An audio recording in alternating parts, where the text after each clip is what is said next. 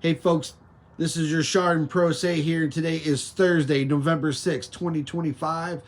In my appeal case, which is 2025-G-0010 in the 11th District Court of Appeals, the appellees have submitted their reply in support for the request for attorney's fees.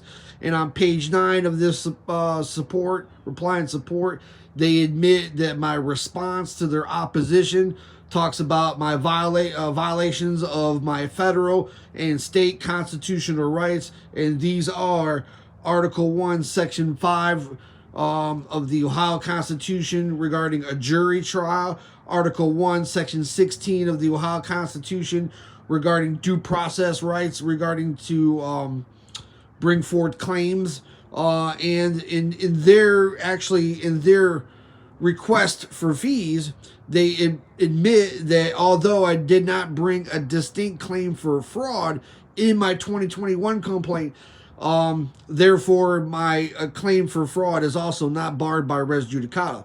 In this matter, in the trial court case 23P, Geauga County Court of Common Pleas, trial court 23P000619, Redding versus USPA, the trial court found on March 7th that my claims were barred by res judicata and it was frivolous conduct. On September 11th, 2024, the same trial court vacated that order.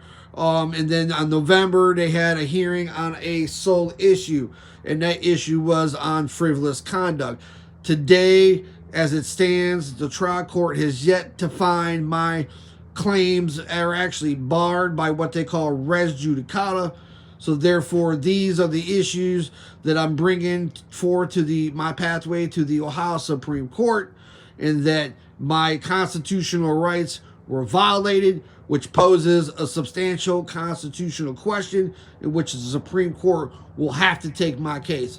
I also talked about in my basically in my pre-hearing brief at the trial court level about known misconduct, and which also prevented my right to a jury trial, and this known court failed to uphold public confidence within the judicial system. So subscribe to my channel today, look at all the shorts, and you will find it all conclusive for yourself. Fighting for my rights, fighting for your rights. This is your Chardon Pro Say.